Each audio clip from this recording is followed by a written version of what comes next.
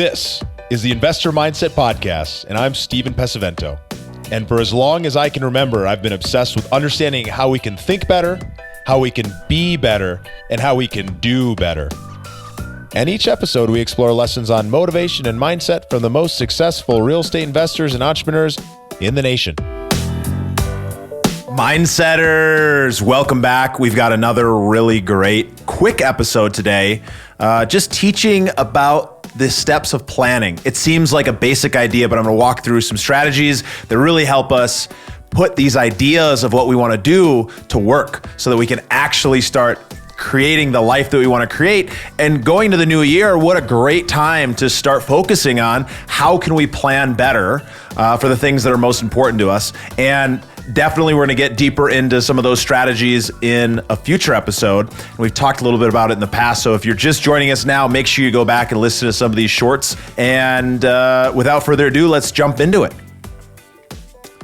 So what I want to talk about today is the 5 mastery steps of planning, the 5 key steps that I recommend anybody take. It's very simple. It's the stuff that we already know, but when we think about it in a simple format of taking these individual steps and we actually do things in the right sequence instead of just talking about, hey, well, I'm just going to decide what it is that I want. I'm going to set this goal and I'm just going to go after it. I'm going to take massive action and I'm just going to power and pound my way through it. Yes, we definitely can do that. We absolutely can make progress on our goals by taking a lot of action and just having that clear vision of knowing, hey, this is what I want to do. This is where I want to go. But when we put together a plan, of what those items are that we need to do, how we're going to go about doing them, and at least have a little platter of items that we can choose from that might get us to that end place. That way, if one of them don't work out, we can continue to implement and keep moving forward. So we make sure we get it to that outcome. We don't give up just after the first one. So the first thing that I always recommend people do, we want to capture all of the ideas. Step 1 is capture. So we want to put down all the ideas of the possibilities. What are the things that we could do to accomplish this goal? What it is that we want? What is it that we need? How are we going to go about figuring this out? What are some of those steps that we can do? We want to capture all these items. We want to put them down on paper. Obviously, you can do this on your computer as well. But we want to put those into one place. And we want to get all that information out of our head without judging them individually, right? So we're going to capture it, and then we're obviously going to go back and we are going to assess and prioritize, and we're going to create our plan. We're going to create our plan of what exactly it is that we think are the most important items. And so, going along with this theme of really knowing what it is that you want and putting together the purpose of why you want it, and then we've got this plan. So when we go through and we look at what is it that we want and why do we want it? What's that outcome? What's that result? What is that goal that we have? And we're very specific about it. We know exactly what that is. If we think about it from a physical body perspective, well, I want to make progress on my physical body. I want to create more energy within my body. I want to go and take those steps so that I can be energy rich, energy abundant, so that when I want to go forward and do something else, that I've got that I'm in health, that I am here and capable of spending time with my family, not only today, but 50 years from now, so that when I'm 70 or 80 or 90 years old, I'm able to be there and to get this vision in our mind. But then we're going to put that plan together. Some of those ideas might be, well, I'm going to go work out and I might want to go for a run, or I might go to yoga, or I might eat a specific way. And as we're putting all these ideas down on paper, we're going to want to assess those ideas, and we want to prioritize them and figure out what are the ideas that are a must. Which are the things that we definitely are going to commit ourselves to doing, and we want to put those, as first priority. Those are the things that we are committing to. We're going to, star those. We're going to make sure that we schedule the time to do those activities. But then we're not going to just eliminate all of the other things. Maybe we're going to go through that list. We're going to decide, hey, a couple of these aren't a fit. This idea, that's actually not going to get me to the outcome. It's a great idea, but it's not going to work here, or it's not going to get me to exactly where I wanted to be. So I'm just going to eliminate that. And that's okay. We capture the ideas, we get everything out of our head, and then we go back and we decide what are the key steps that we need to take. So of course, as part of creating this plan, I said, we need to commit. We need to schedule time for ourselves to actually go forth and do these. We need to delegate where necessary, and we need to set time blocks and really decide what are the musts, what are the things that we have to do, that we're going to set ourselves to do, and then actually do it, right? There's so often times we set goals or we set objectives or we set outcomes for a company or we tell people this is what we're going to do.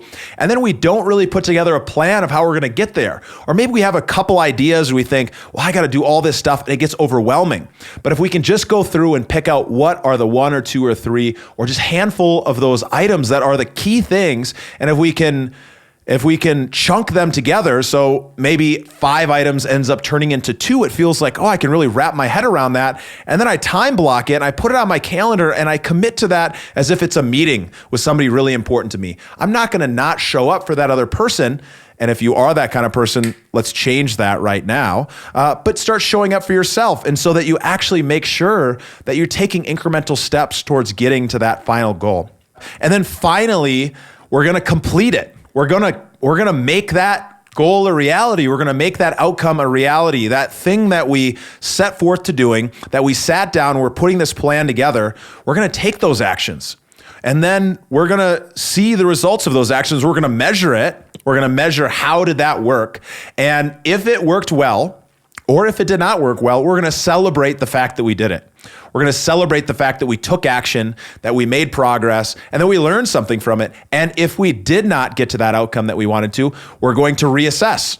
We're going to set new actions. We're going to set new commitments. We're going to set a new schedule of time to do it, and we're going to go forth and do it again. We're going to take that learning into this new iteration, and we're going to do it again. And when we finally get to that outcome that we want, again, we're going to celebrate it. We're going to have some gratitude, and we're going to thank ourselves for making that progress. Now, I really recommend, and you're going to hear this from me a million times over, I really recommend that you set forth a new goal, a new objective, a new plan. If you feel like you're really close to making the current one, your current goal, I want you to set a new target for yourself. Now we're still going to finish through. We're still going to stay focused on that initial item, on that thing that we decided was important to us. But by setting that next thing, we have, when we do complete it and we feel that celebration, we can take that momentum into the next item.